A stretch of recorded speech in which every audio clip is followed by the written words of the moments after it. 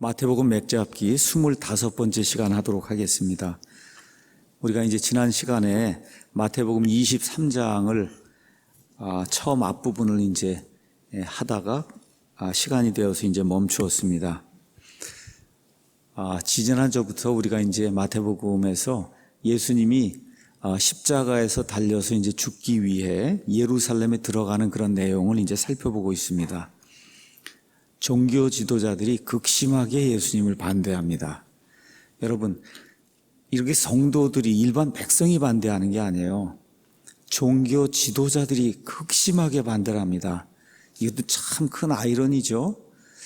종교 지도자들이 본인들 생각에는 내가 하나님을 섬기기 위해서 정말 열심히 일을 하고 이 예수님이라고 한 이 예수라고 한 저 사람을 핍박하는 게 하나님께 큰 영광과 기쁨이 된다 해서 그렇게 하고 있는데 하는 일이 하나님을 대적하는 거예요. 근데 그걸 모르는 거예요.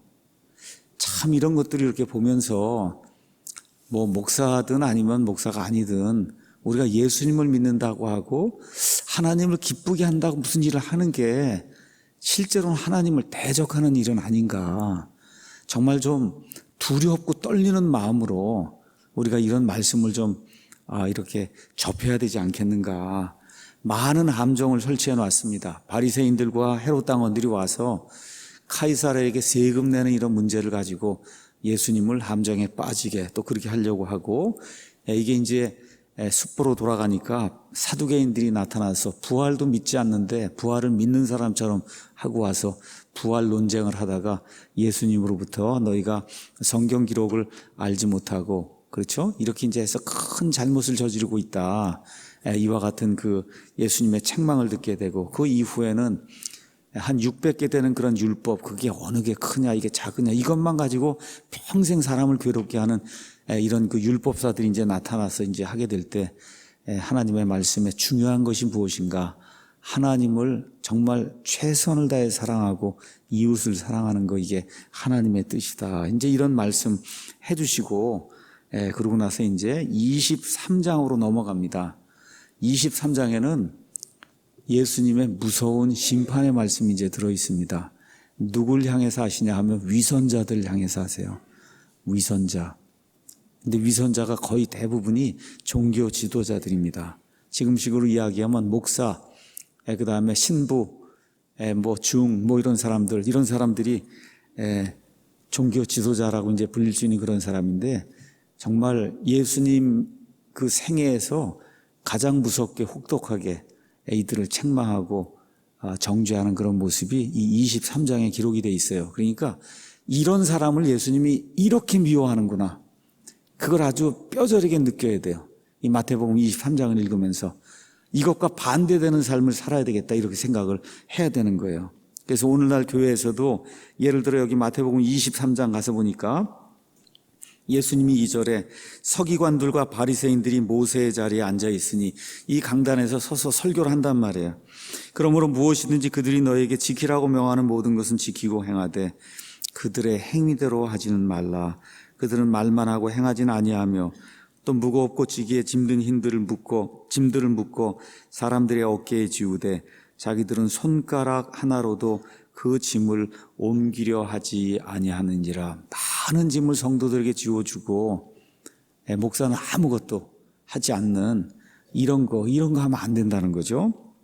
도리어 그들은 사람들에게 보이기 위해 자기들의 모든 행위를 하나니 곧 그들은 성구함에 폭을 넓게 하며 자기들의 옷단을 큼직하게 하고 잔치의 맨 윗자리와 회당의 으뜸 가는 자리와 시장에서 인사받는 것과 사람들로부터 랍비어 하고 불리는 것을 좋아하느니라 라고 하면서 종교 지도자들, 위선자들이 행하는 여러 가지 사람 눈에 이렇게 높이 보이려고 하는 이런 모든 것들을 예수님이 하나하나 이렇게 지적을 하십니다. 이제 이게 끝난 다음에 오늘 8절부터 여기 23장 마지막 39절까지 나오는 말씀을 살펴보도록 하겠습니다. 예수님이 뭐라고 말씀하시냐?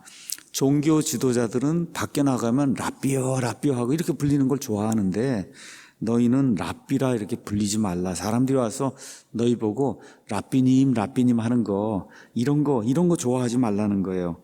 너희 선생, 랍비라고 하는 말은 선생님이란 뜻이거든요. 너희 선생은 한 분 곧 그리스도니라. 예수님 한 분 외에는 선생이 없다는 거예요. 너희는 다 형제니라. 여기 지금 이야기하는 건 이 교회나 이 안에 교사가 없다는 얘기가 아니에요. 목사는 목사 그럼 교사라고 성경이 이야기하고 있어요. 선생입니다.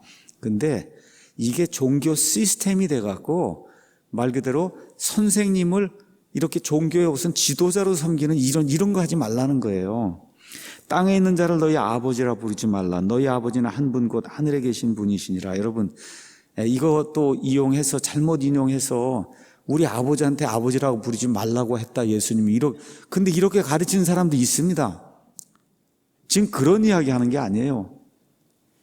종교로서 어떤 종교인을 영어로 father라고 부르지 말라는 거예요. 아버지라고 부르지 말라는 겁니다. 또한 너희는 지도자라 불리지 말라. 너희 지도자는 한 분 곧 그리스도이니라. 오직 너희 가운데 가장 큰 자는 너희 종이 될지니라. 누구든지 자기를 높이는 자는 낮아지고 자기를 낮춘 자는 높아진다. 그래서 종교 지도자들이 자꾸 이런 호칭 같은 거 이런 걸 통해서 저 위에 있는 높은 사람으로 비춰지는 거 이런 거 이제 하지 말라고 이제 예수님 말씀해 주십니다. 자, 가서 보니까 세 종류의 사람이 나와요. 이런 사람으로 불리지 마라. 하나는 랍비라고 불리지 말라는 거예요. 랍비는 유대교의 선생을 이야기하는 거예요. 여기 지도자라고 하는 말이 나왔는데 영어로 마스터입니다. 이 마스터가 있는 종교가 있어요. 우리나라에는 이게 종교 형태로 알려져 있지 않은데 미국에는 프리메이슨이라는 게 있습니다. 프리메이슨. 그래서 메이슨 교회가 있어요. 그 교회를 랏쥐라고 불러요. 랏쥐. 그래서 들어가면 이렇게 생겼어요. 밖에서 보면 교회처럼 생겼어요. 근데 그게 프리메이슨 교회예요. 그 프리메이슨 교회는 마스터가 있어요. 여러분 33등급까지 이렇게 올라간다고 하는 이런 거. 이러한 마스터가 있는 이와 같은 그 종교 체제가 있어요. 그 다음에 아버지라고 그렇게 부르지 말라는 거예요. 지금 이 시간까지 유지되는 그런 종교가 있어요. 그 아버지 종교가 천주교입니다. 천주교. 다시 말씀드릴게요. 육신의 아버지를 아버지라고 부르지 말라는 게 아니에요. 육신의 아버지를 당연히 아버지라고 불러야죠. 여기서는 아비 종교를 만들지 말라는 거예요. 아비 종교. 어떤 사람을 지도자로 세워놓고는 아버지 그러지 말라는 거예요. 아버지. 우리 수령 아버지 그것도 똑같은 거네 보니까. 그게 수령 아버지 그게 아버지. 그 아버지 부르지 말라는 거죠. 북한이 종교예요, 여러분. 수령 아버지, 어버이 수령 그거 똑같은 얘기, 그런 거 하지 말라는 거예요. 그거를 성경은 아비 종교라고 우리에게 이제 가르쳐 주는 거예요. 아비 종교가 어디에 나오냐? 성경에 처음 사사기에 나옵니다. 사사기 17장 거기 가서 보시면 미가라고 한 사람이 나와요. 미가가 자기 어머니 돈을 훔쳤다가 돈을 가져다 줬더니 어머니가 아들을 칭찬하고 돈을 얼마를 줍니다. 그러니까 그 미가가 형상을 만들고 그 형상을 자기 집에 가져다 놨는데 누가 없느냐? 아버지가 없는 거예요. 이 형상을 가지고 종교를 만들어서 자기 집에 제사장 노릇을 해줄 사람이 없는 거예요. 이럴 때 어떤 레위인이 나타났어요. 그 레위인 청년을 데려다가 미가가 뭐라고 이야기하는, 내가 얼마만큼 돈을 줄 테니까. 그러니까 이렇게 이제 이야기가 됩니다. 자, 가서 한번 다 찾으셨어요? 10절 한번 보겠습니다. 미가가 그에게 이르되 나와 함께 거하며 나에게 아버지와 제사장이 되라. 그러니까 내 집에 들어와라. 내가 해마다 은 10세겔과 의복 한 벌과 양식을 주겠다. 그러니까 우리 집에 형상도 있고 다 있는데 제사장이 없다는 거예요. 그러니까 우리 집에 들어와서 제사장 노릇을 하고 나를 위해서 내가 아버지하고 부르겠다는 거예요. 내가 아버지라고 부를 사람이 지금 없으니 우리 집에 들어와서 아버지 노릇을 해라. 여러분, 이거 육신의 아버지가 아니에요. 종교적인 아비 종교를 만드는 그 일을 하는 거예요. 그렇죠?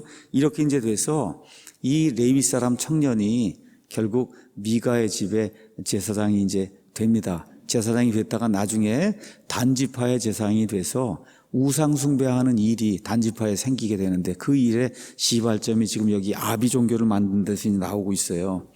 천주교의 신부는 아버지 하나님 그렇게 부른 게 신부예요. 그걸 줄여서 한자로 표현한 게 그게 신부예요.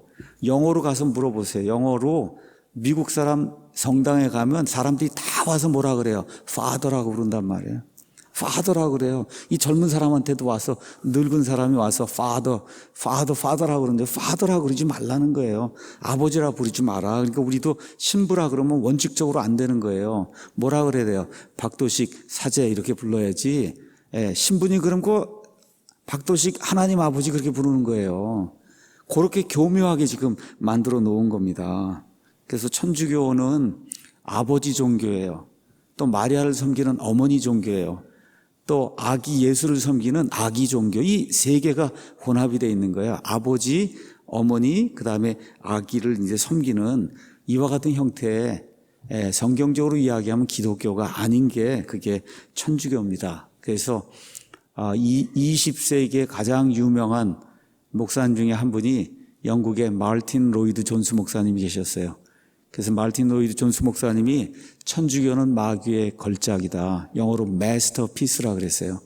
마귀가 많은 체제를 만들어 놨는데 그 중에 대표 걸작품이 그게 천주교다. 그렇게 이야기를 했습니다. 천주교의 특징은 뭐냐? 하나님의 말씀에 사람들의 전통을 더하는 겁니다. 하나님의 말씀을 빼는 게 아니에요. 거기다가 더하는 거예요. 그러니까 예를 들어 삼위일체 하나님에다가 마리아를 하나 더 더하는 겁니다. 마리아를 뭘로 더해요? 하나님의 어머니로 더하는 거예요. 여러분, 하나님이 무슨 어머니가 있습니까? 그 마리아의 타이틀이 하나님의 어머니예요. 이게 영어로 이야기하면 블래스피미예요. 우리말로 이야기하면 신성모독입니다. 신성모독. 이런 일들을 행하는 것이 그게 천주교예요. 교황은 아버지들의 아버지란 뜻이에요. 주교들의 아버지란 뜻이에요. 지금까지 교황들의 그 역사를 살펴보면 누구보다도 악한 일을 많이 한 사람들이 교황이었습니다. 그래서 2015년 9월 24일 미국의 유명한 워싱턴 포스트라고 하는 여러분 신문 아시죠? 들어보셨죠? 거기에 7명의 사악한 교황들 그 리스트가 나와서 이 사람들이 뭘 했는가 이런 것들이 있고, 아마존에 가서 제가 어저께 찾아보니까 Dark History of the Popes 이렇게 돼 있어요. 그래서 교황들의 어두움 역사, 어둠의 역사. 제가 그래서 그걸 샀습니다. 그래서 조만간 교황들이 도대체 뭘 했는지 한번 좀 알려야 될 필요가 있어서 샀어요. 이제 한번 제가 할 겁니다. 천주교의 유래라고 하는 그 책에 가서 보니까 이렇게 이제 기록이 되어 있습니다. 많은 교황들의 인격과 도덕성은 그들이 그리스도나 베드로를 대표하는 사람이라기보다는 이교 제사장들의 계승자임을 잘 보여주고 있다. 교황들 가운데 몇 사람은 그 행위가 너무나 악하고 추잡하여 심지어 신앙시험 없는 사람들조차도 그들을 수치스러운 존재로 여겼다. 그들이 저지른 죄는 구체적으로 다음과 같다. 간음, 동성연애, 성직매매, 강간, 살인, 술취함 등. 거룩함 아버지. 여러분, 로마 교황의 호칭이 홀리 파더예요. 여러분, 홀리 파더. 이게 얼마나 신성모독적인 호칭이에요. 또는 그리스도의 대리자 혹은 주교 중에 주교라고 주장하는 교황들이 이런 죄를 지었다는 사실을 알게 되면 다소 충격을 받은 사람들이 있을 것이다. 그러나 교황권의 역사를 잘 알고 있는 사람들은 모든 교황이 한 사람이 예외도 없이 거룩한 사람이 아니었다는 사실을 잘 알고 있다. 그럼 한 가지 예를 들었습니다. 이 예는 어디 다른 데서 나온 예가 아니에요. 가톨릭 백과사전에서 나온 예입니다. 가톨릭 백과사전에서 955년 마로지아의 손자인 요한 12세가 18살의 나이도 교황이 됐는데, 이 사람에 대해서 로마 가톨릭 백과사전이 무엇라고 기록했는지 제가 한번 읽어드리겠습니다. 그는 더러우며 부도덕한 사람은, 교황에 대해 얘기하는 거예요. 그 생애가 너무 문란했기 때문에 라테란 즉 로마 교황청이 창녀촌이 되었다는 말이 나올 정도였으며, 그 결과 로마에서의 도덕적 부패는 일반 사람들의 증오의 주제가 되었다. 11월 6일 이탈리아와 독일 주교 50명으로 구성된 종교회의가 성 베드로 성당에서 소집되었다. 거기서 요한은 교회 물건 절도, 성직매매, 위증, 살인, 간음, 근친상간 등으로 고소되었으며 서면으로 그 자신을 위해 변호하라는 소환장을, 교환이 소환장을 받은 거예요. 그렇지만 교황은 그 종교회의를 인정하지 않았고, 만일 그들이 자기 대신 다른 교황을 선출한다면 그 회의에 참석한 모든 사람을 파문할 것이라고 선포하였다. 교황 요한 12세는 자기를 반대하는 지도자들에게 피해 복수를 하고 말았다. 이로써 추기경 요한은 오른팔이 잘리는 비극을 맞았고, 스페이어의 오트가 주교는 채찍을 맞았으며, 로마 궁전의 고위 관리는 코와 귀가 잘리는 그런 비극을 교황이 명령을 해서 이런 악한 일을 했다는 거예요. 마침내 964년 5월 14일 소문에 따르면 간음을 저지르다가 마비병에 걸려서 8일 만에 죽음을 맞이했다. 이게 카톨릭 백과사전에 기록이 돼 있는 겁니다. 자, 이런 일들이 중세 한 1000년 동안 이게 지속이 됐어요. 아버지 종교 이거 하면서. 이런 가운데 나타난 유명한 사람이 있어요. 그 사람이 바로 그리스도 공인 본문을 만들어준 에라스무스라고 하는 우신 예찬을 기록한 당대 최고의 학자라고 불렸던 에라스무스가 나타났어요. 그는 교황의 권력과 사제단 그리고 수도승들의 허랑방탕함을 호되게 꾸짖었습니다. 그리고 수도승들이 돈을 만지진 않지만 술과 여자에 대해 성실하지 못한 것을 이렇게 성토했어요. 그는 계속해서 성직자들의 내연관계와 로마 카톨릭 교회가 소위 이기오도다 부르는 자들을 다루는 잔악성에 대해 공격을 했습니다. 로마 카톨릭 교회의 공공연한 사악함에 대하여 책을 하나 저술했어요.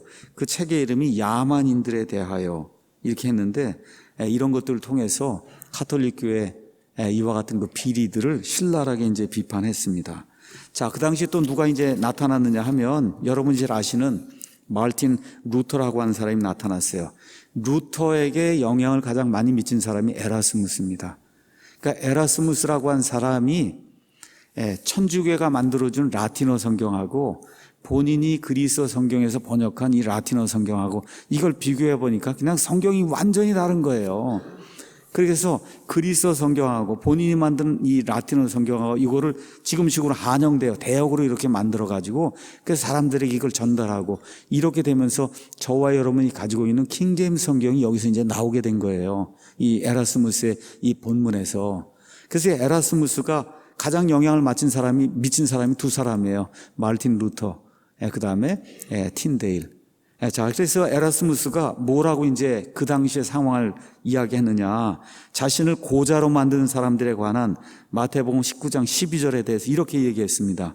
많은 사람들이 평생 독신 생활을 하겠다는 서약을 하려는 유혹을 받거나 혹은 그런 서약을 하도록 위협을 받고 있다. 그런데 이런 서약을 한 사제들은 창녀에게 갈 수 있는 허가를 받게 되며 단지 아내를 두어서는 안 된다는 규정에 얽매이게 될 뿐이다. 여러분 이해하시겠죠? 얼마든지 성생활을 하되 아내만 갖추지 않으면 되는 거예요. 공식적으로. 또한 그들은 첩을 둔 채로 사제직을 수행할 수 있었다. 우리나라도 뭐 승려들 가운데 결혼 못하는 사람이 있는데 나중에 보니까 다 결혼해서 애들도 다 있고 이래갖고 지금 파문당하고 하는 그런 일이 있듯이 과거에 계속 그렇게 했다는 거예요. 근데 그들이 결혼을 해서 아내를 두게 되면 화형에 처한다. 따라서 자기 자녀들을 독신사제로 만들려는 부모들은 그들이 어릴 때 거세를 시켜 탐욕의 늪에 빠지지 않게 해야 할 것이다. 여러분, 이럴 정도로 어려웠다는 거예요. 지금부터 한 500년 전에 전 세계가 카톨릭 교회 이와 같은 이 사제직에 따른 이러한 그 비리 때문에 성경 기록관과 바리새인들에 관한 마태복음 23장에 대해 에라스무스가 이렇게 이야기했습니다. 만일 동정녀 마리아의 모유가 돈을 벌기 위해 전시된 것을 여러분 카톨릭 교회 가면 유물이 많아요. 여기 예수님의 머리카락이라고 그러고 이거 동정녀 마리아의 모유가 아직도 남아있다는 거예요. 뭐 이런 거에서 다 전시를 하고 이렇게 하니까 이런 걸 성자 제롬이 본다면 뭐라고 말할까? 어떤 이들은 여기 성 프란시스의 모자가 있다. 저기 동정녀 마리아의 겉옷이 있다.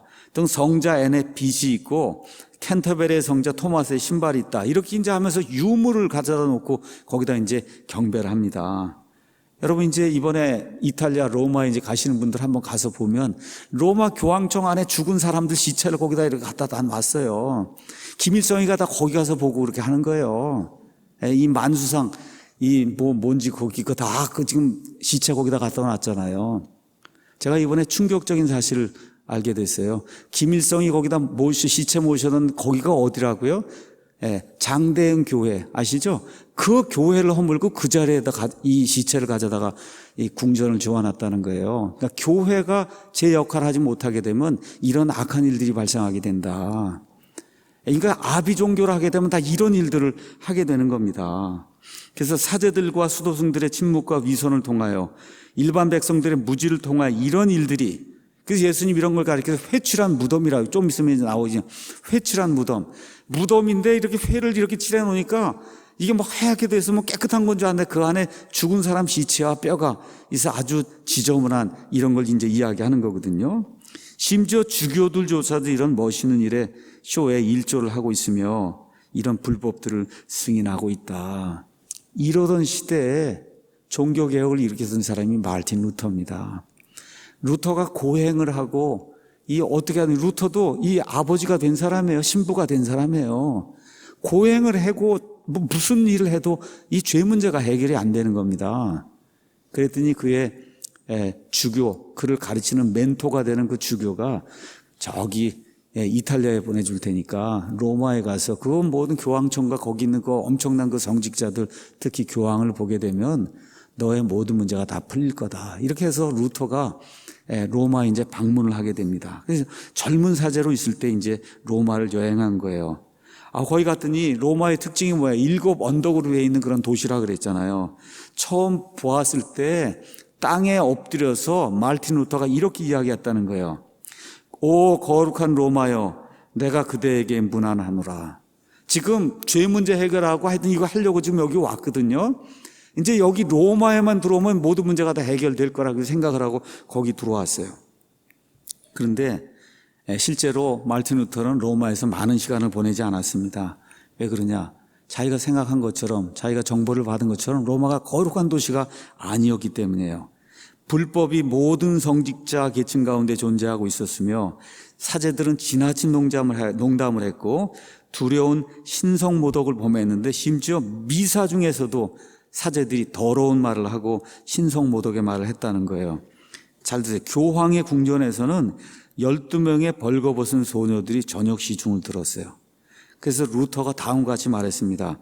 어느 누구도 로마에서 어떤 죄악과 소름 끼칠 그런 일이 자행되고 있는지 잘 알지 못한다. 근데 이 죄악들을 보고 들어야만 믿게 될 거야. 눈으로 가서 이걸 확인해 봐.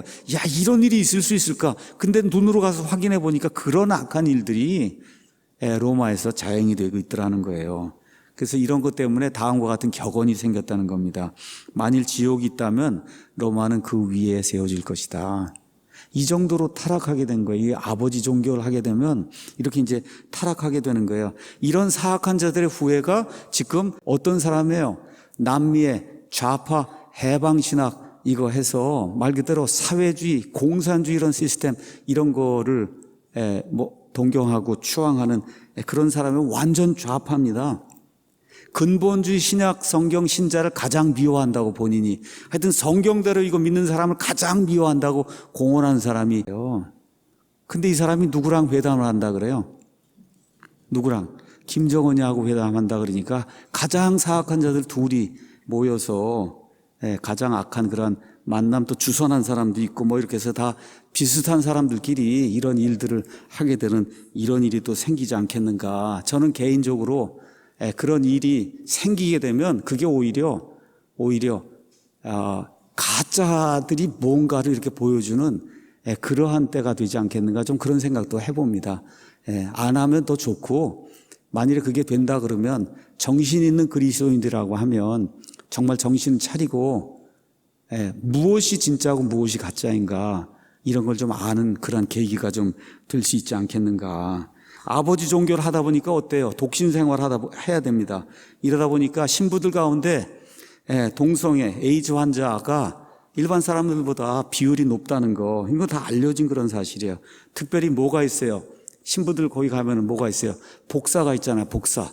그렇죠? 복사들이 남자아이들인데 이렇게 하다 보니까 아동 성범죄가 심히 많고 또 동성애자가 심히 많아요. 그래서 구글에 가서 영어로 게이 프리스트, 캐톨릭 프리스트, 그 다음에 에이즈 아시죠? 이런 걸 영어로 이렇게 쳐보시면 그런 자료가 쭉 나옵니다.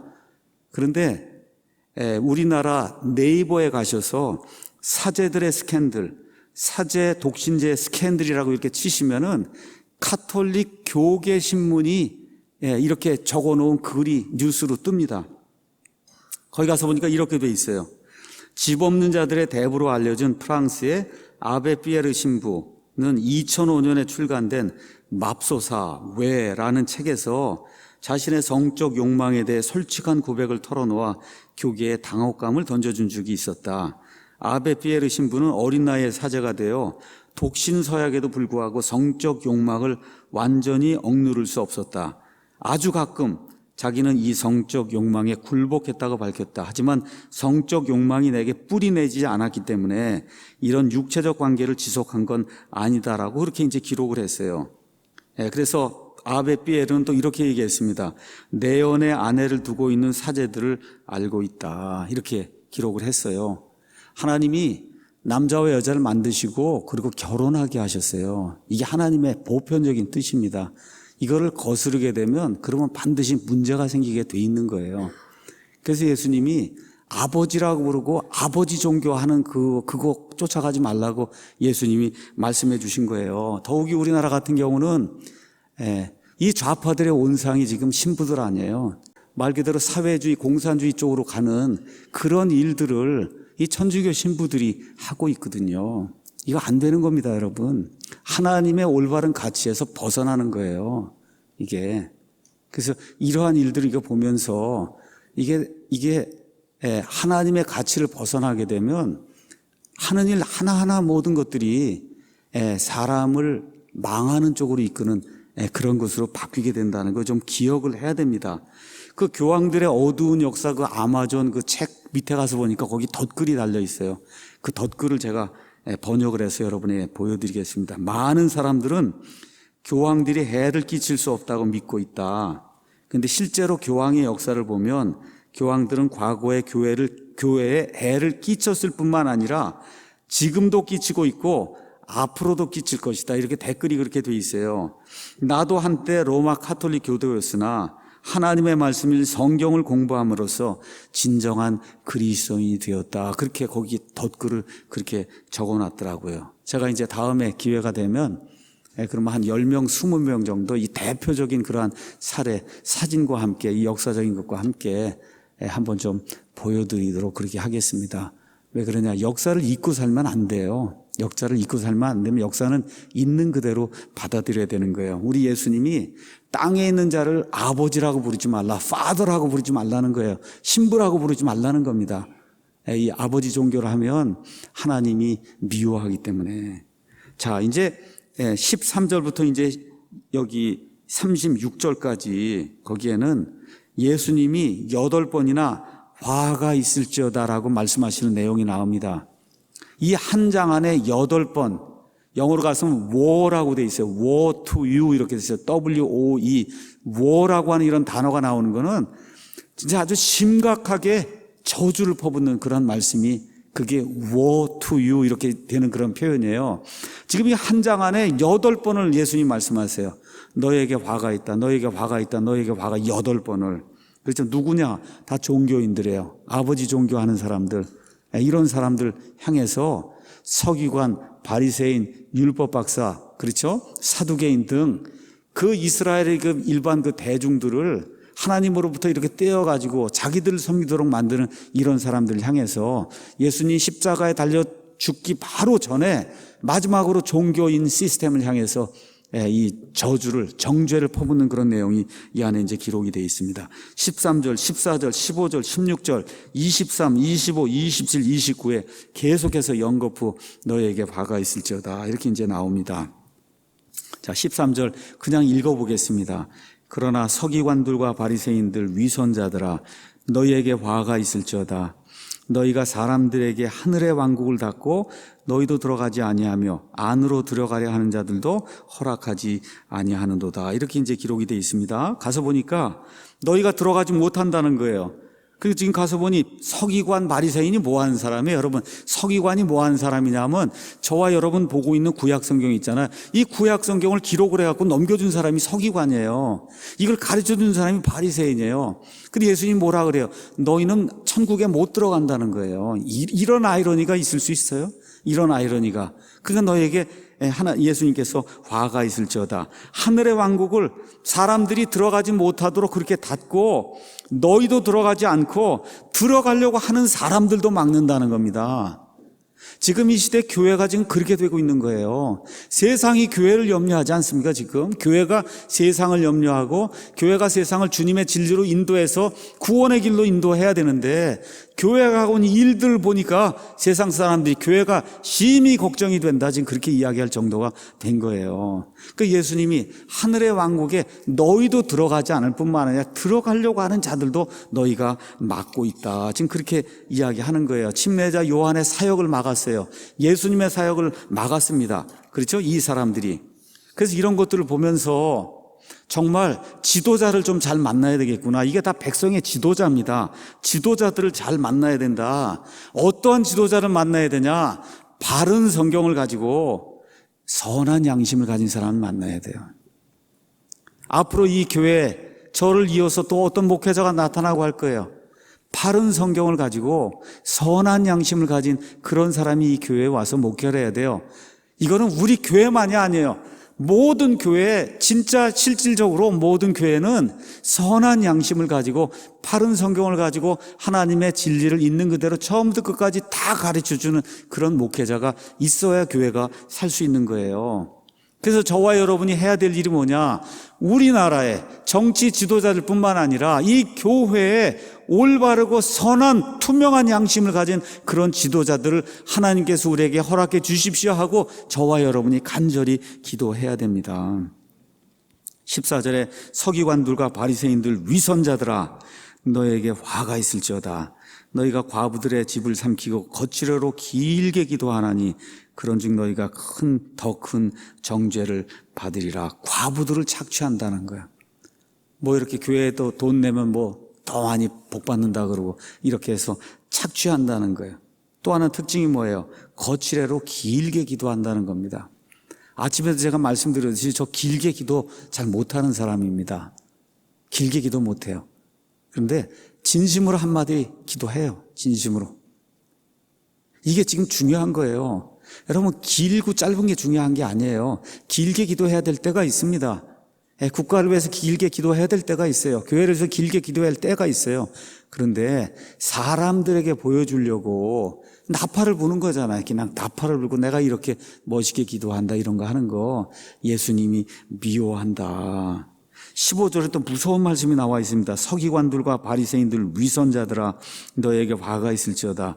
너희가 개종자 하나를 만들기 위해 바다와 육지를 두루 다니다가 만들면 그를 너희보다 2배나 더 지옥 자식이 되게 하는도다.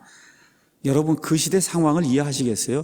유대교로 개종을 하라고 해서 뭐 이방인들 가운데도 할례를 받게 하고 막 이렇게 해서 개종을 시켜놓고는 그 안에 뭐가 없어요? 진리가 없잖아요. 진리가. 그러니까 겉으로 보이는 이런 율법 이렇게 지키는 거 안 지키는 걸로 이걸 다 구원받는다 안 받는다 판단하는 이런 시스템을 만들어 놓으니까 예수님이 너희보다 2배나 더 지옥 자식이 된다는 거예요.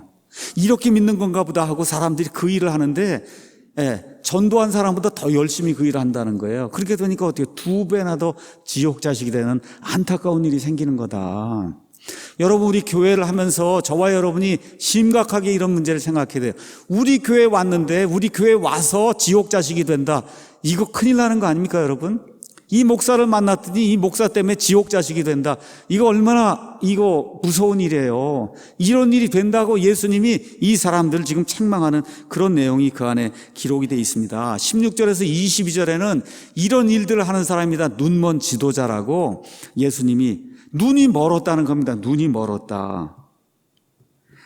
16절에 너희 눈먼 안내자들아 너희에게 화가 있을지어다. 너희가 이르되 누구든지 성전을 두고 맹세하면 그것은 아무것도 아니거니와 누구든지 성전에 금을 두고 맹세하면 그는 빚진 자라 하느니라. 지금 이야기하는 겁니다. 그러면서 예수님이 19절에 너희 어리석고 눈먼 자들아 어느 것이 더 크냐? 성전이 더 크냐, 성전 안에 있는 금이 더 크냐. 여러분, 성전이 왜 중요한 거예요? 성전에 누가 있기 때문에? 하나님이 계신 거잖아요. 그렇죠? 하나님이 계시기 때문에 성전이 중요한 건데, 그 안에 금의 눈이 멀어갖고 금을 많이 갖고 오고, 여기 금을 두고, 그리고 이렇게 맹세를 하면, 그럼 하나님이 더 들어준다. 이런 방식으로 말 그대로 돈을 착취하는, 종교를 이용해서 돈을 착취하는, 예물을 탐내고 하는 이런 자들, 지금 예수님께서 위선자라고 이야기하시고 눈먼 안내자라고 이야기하시면서 화가 있을지어다라고 화를 선포하시는 이런 내용이 그 안에 이제 기록이 되어 있습니다. 그래서 우리 예수님 말씀에 눈먼 지도자들이, 눈먼 자들이 인도하면 둘 다 도랑에 빠진다. 그러니까 지도자만 나쁘다 그러면 안 돼요.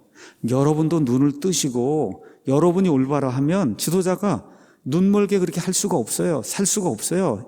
성도들이 똑똑하게 제대로 성경을 이해하면 왜 그렇게 하느냐고 이야기하면 고쳐야 되잖아요. 자, 23절에서 28절에는 11조 이야기가 나오는데 그 11조 이야기는 한마디로 24절에 있는 내용입니다. 너희 눈먼 자들아, 너희가 모기에는 긴장하고 낙타는 삼키는도다. 그러니까 요만한 거 요거 하는 거에는 그냥 신경을 쓰고 일 지켜야 되겠다 그러고, 엄청나게 그냥 꿀꺽 삼키는, 그냥 돈 삼키고 뭐 삼키고 하는 이런 일들을 한단 말이죠. 그러면서 예수님이 그 예를 거기 23절에 든 거예요. 서기관들과 바리새인들, 위선자들아, 너희에게 화가 있을지어다. 너희가 박하와 회양과 근처에 11조는 바치되, 요 조그만 거 요거 하면 요거 10분의 1을 잘라다가 갖다 바친단 말입니다. 그렇죠? 율법의 더 중대한 문제인 판단의 공의, 이게 사람을 심판하고 재판하고 할 때 공의를 베풀어야 된다는 거예요. 돈 갖다 뇌물 주고 이렇게 하면 안 되는 거라는 거예요. 긍휼을 베풀어야 된다. 하나님이 우리를 불쌍히 여기는 것처럼 긍휼을 베풀고 믿음을 가져야 되는 거. 율법을 통해서 결국은 믿음을 가지라고 율법을 주는 건데, 이런 것들은 다 무시하고 율법 가운데 돈하고 상관 있는 그게 11조거든요. 그렇죠? 그러니까 그거는 요만큼까지 돼서 저는 다 바쳤습니다. 이렇게 주장을 하면, 그러면 모기에 긴장하는 거고 낙타는 꿀꺽 삼키는 거다. 예수님은 그렇게 얘기하는 거예요. 그러니까 저와 여러분의 신앙 생활이 이게 모기에 긴장하면 안 된다는 겁니다, 여러분. 이거. 그러고는 그냥 엄청난 거 이런 건 다 꿀꺽 그냥 삼켜버리고 내가 다 했습니다. 이렇게 하면 안 된다는 거거든요. 정말 예수님의 이 비유가 얼마나 멋있어요. 더 할 게 없잖아요. 이걸 읽어보면 더 할 게 없는 거예요. 그렇죠? 그러면서 여기 예수님이 25절에 23절 끝에 너희가 마땅히 이것들을 행하였어야 하거니와 다른 것도 행하지 않은 채 내버려 두지 말아야 하느니라. 그러니까 율법에 있는 이런 중요한 것도 행하고 11조도 행해라. 그래서 많은 분들이 이걸 사용해서 신약시대에도 11조를 해야 된다. 지금 그렇게 이야기하는 겁니다. 그런데 성경에 나와 있는 이 말씀, 이거 누구에게 하는 거예요? 이 대상이 누굽니까? 이 말씀의 대상이 유대인들, 특히 유대인들 지도자들. 지금 예수님의, 여러분, 십자가 사건 전이죠? 신약입니까? 구약입니까? 지금 구약 시대에 지금 이스라엘 백성이 행할 그런 일을 하는 거예요. 여러분, 이거 다 11조 이렇게 하라 그러면 여러분 근체 뭐 이거 다 해서 다 잘라갖고 갖고 와야 되는 거예요. 우리 그런 거 요구받은 적 없습니다. 신약 시대에 그런 거 요구받은 적이 없어요. 이건 교회에게 하는 말이 아니에요. 아직 교회가 없습니다. 11조는 신정국가 체제하에서 하나님이 그 나라 백성에게 부과한 세금입니다. 세금. 왜 이게 필요했냐? 12지파 가운데 한 지파, 레위 지파를 따로 이렇게 떼셔서 전적으로 이 사람들은 다른 일 하지 말고 하나님의 일만 하도록 그렇게 만들어 놨어요. 그럼 누가 먹여 살려야 될 거 아니에요. 그렇죠? 그 일을 위해서 그래서 10분의 1을 갖다 바치라는 겁니다. 그래야 하나님의 일을 할 수가 있고, 그럼 너희가 이스라엘 땅에서 살려면 신정국가니까 여기에서 살려면 10분의 1 반드시 갖다 내야 되는 거예요. 안 내면 어떻게 돼? 쫓겨나는 거예요. 그 땅에서 살 수가 없는 거예요. 이게 신정국가 체제 하에서의 세금으로서의 11조입니다. 그러니까 강제 규정이에요. 근데 여기 나와 있는 이런 말씀이나 말라기 3장 8절에서 9절 11절 안 하면 강도짓을 한다 그러고 이렇게 해서 교회 이 신약 성도들에게 이거를 강제적 규정으로 이렇게 이제 부과하는 것은 저는 그건 신약 성경의 뜻이 아니라고 믿습니다. 단 11조의 원리는 지켜야 돼요.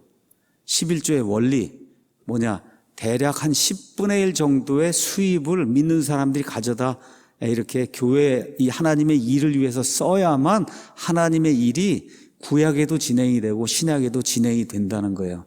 다만 자발적으로 하는 겁니다. 신약 시대에는 구약 시대처럼 이렇게 강제적으로 이게 부과된 게 이게 신정 국가가 아니기 때문에 여기 신약 시대에는 그래서 이런 것들 좀 기억을 하시고 혹시 더 자세히 알기 원하시면 유튜브에 가셔서 헌금의 원리라고 치면 그럼 이 내용이 이제 기록이 되어 있습니다. 이 얘기하시고는 예수님이 또 뭐라고 말씀하시느냐?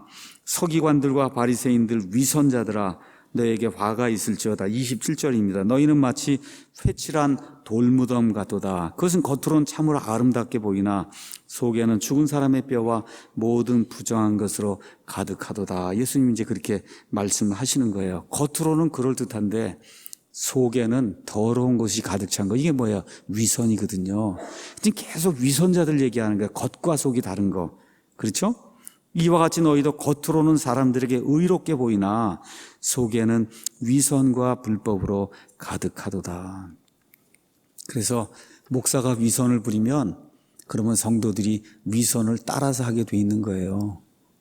잘 들으셔야 됩니다. 목사가 위선자면 그 성도는 거의 위선자가 되기 쉬운 거예요. 그대로 따라서 하기 때문에. 그걸 우리가 카피캣이라 그래요. 영어로 카피캣. 멍키라고 얘기하기도 하고. 그 뭐예요? 그대로 이미테이션 하는 거예요. 성도들이 영적인 그와 같은 스승으로 두고 있기 때문에. 그래서 위선과 가식을 우리가 없애야 돼요. 특히 목사와 교회를 같이 이끌고 나가는 집사 이런 분들이 그 아내들이 위선과 가식 없는 투명한 그런 삶을 이렇게 드러내서 살아야 돼요. 투명한 그런 삶. 위선을 없앤다는 건 삶이 투명한 거예요. 이렇게 봤을 때 투명한 거. 자, 이제 이것이 끝난 다음에 예수님께서 뭐라고 또 말씀하시냐? 29절에 서기관들과 바리새인들 위선자들아 너에게 화가 있을지어다. 너희가 대언자들의 묘를 만들고 의로운 자들의 돌무덤을 수리하며 이르되 우리가 만일 우리 조상들 시대에 있었다라면 그들이 대언자들의 피를 흘리는데 참여하지 아니하였으리라 하나니 그러므로 너희가 대언자들 죽인 자들의 자손임을 너희가 너희 자손에게 증언하는도다. 무슨 얘기예요? 대언자들을 보내기만 하면 그들의 조상들이 잡아 죽였다는 거예요. 그랬더니 그 후손들이 뭐라 그래요? 우리였으면 전혀 안 그랬을 거다. 그렇죠. 근데 지금 누구를 잡아 죽이려고 그래요? 예수님을 잡아 죽이려고 하고 결국은 누굴 잡아 죽였어요? 침례자 요한을 잡아 죽였잖아요. 그렇죠? 이러한 일들 대대손손이 전통을 가지고 하나님의 말씀을 대적하는 이런 일을 하는 거 우리 어머니 아버지가 그렇게 하면 아들 딸들도 그렇게 한다는 거예요. 그 어머니 아버지가 위선자가 되면 아들 딸들도 위선자가 된다는 겁니다. 그러니까 아이들을 위선자로 만들지 않기 위해서는 저와 여러분이 집에서도 투명한 양심을 가지고 투명한 사람이 돼야 되는 거예요. 투명 인간이 되라는 얘기가 아니고 투명한 양심을 가진 사람이 되라고 얘기하는 겁니다. 자, 그러고선 뭐라고 얘기하시냐? 그런즉 너희가 너희 조상들의 분량을 채워라. 너희 조상들이 한 것만큼 너희도 그렇게 해라. 결국 했지요. 어떻게 했어요? 예수님을 십자가에 잡아 죽이는 그런 일을 한 거예요. 그러니까 우리 예수님이 뭐라고 말씀하시냐? 뱀들아. 여러분, 뱀의 후예라는 거예요. 이 뱀들아, 독사들의 세대야. 이 세대라고 하는 건 독사들에게서 나온 자들이란 뜻이에요. 이 독사들의 세대야. 어찌 너희가 지옥의 정죄를 피하겠느냐. 여러분, 이거 얼마나 무서운 얘기예요. 예수님이 하나님이신데 너희는 지옥 불 속에 들어간다. 지금 그렇게 얘기를 하는 겁니다. 그러니까 우리가 혹시 종교 생활을 하고 있지는 않은가, 위선자의 삶을 살고 있지는 않은가, 이런 말씀을 통해서 내 삶에 적용을 반드시 해야 되는 겁니다. 자, 이렇게 이제 하면서 예수님이 이들이 계속해서 사람들을 핍박할 거다, 그런 내용을 이제 말씀해 주시는 게 여기 34, 35, 36 이렇게 이제 기록이 되어 있습니다. 그래서 구약 시대에 대언자들을 죽인 역사를 예수님이 아벨부터, 그렇죠? 의로운 아벨의 피로부터 성전과 제단사에서 너희가 죽인 바라기아의 아들 사가랴의 피까지 땅 위에서 흘린 모든 의로운 피가 너희에게 돌아간다. 영어로는 아주 재미있게 돼 있어. 아벨이 영어로 에이블 이렇게 돼 있어요. A로 시작해서 사가랴가 영어로 자카라야 이렇게 해서 Z, Z로 표현해서 A부터 Z까지, A부터 Z까지, 이 대언자들 죽인 모든 거 다 너희에게 돌아간다. 그러니까 첫사람, 이 첫 순교자 아벨이 대언자였다고 얘기하는 거예요. 하나님 말씀을 가인에게 대신 전한 이와 같은 대언자였다. 자, 그럼 여기 나와 있는 사가랴는 어디 나온 사람이냐면 역대기하 24장 20에서 22절에 나오는 사람이에요. 구약 성경을 히브리 말로 기록된 구약 성경을 가서 읽으면 우리가 지금 가지고 있는 이 구약 성경은 맨 끝이 뭐로 끝나요? 말라기로 끝나잖아요. 말라기, 창세기부터 말라기잖아요.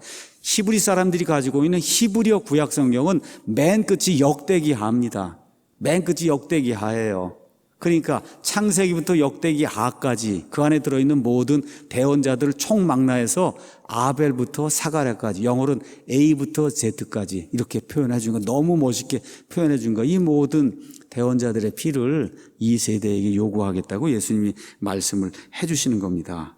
자, 이렇게 이제 하면서 드디어 마태복음에 하늘의 왕국을 주시겠다고 하는 것이 연기가 되는 아주 성경에서 매우 중요한 그런 말씀이 여기 37절에서 39절에 나와 있는 거예요. 이게 절정에 간 거예요. 유대인들을 향해서 하늘의 왕국을 주시려고 3년 반 사역을 했어요. 쭉 여기 끌고 온 겁니다. 끌고 왔어요.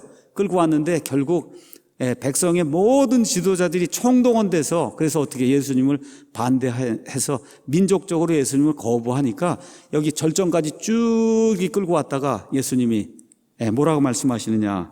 예루살렘아 예루살렘아 대언자들을 죽이고 내게 보낸 자들을 돌로 치는 자여, 암탉이 자기 병아리들을 자기 날개 아래 모음같이 내가 얼마나 자주 내 자녀들을 함께 모으려 하였더냐. 그러나 너희가 원치 아니하였다.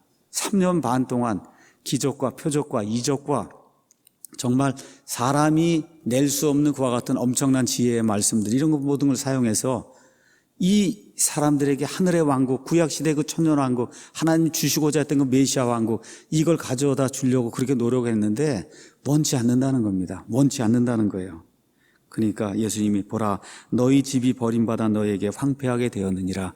여기 집이라고 하는 건 이스라엘 백성을 가리킨다고 볼 수, 이스라엘 가문 이렇게 볼 수도 있고, 너희 집 하면 성전이라고 볼 수도 있고. 근데 사실 성전 같은 경우 또 이스라엘 백성 마찬가지로 예수님의 이 예언의 말씀이 있고 나서 40년 지나서, 그래서 로마 장군 타이터스가 들어와서 예루살렘 다 초토화시켜서 성전이 없어지게 되고, 그리고 어떻게 했어요? 명령을 내려서 이스라엘에서 다 떠나라고, 이렇게 돼서 전 세계로 디아스포라로 쫓겨나가는 그런 일이 여기 있는 말씀 그대로 이제 기록이 성취가 됐어요.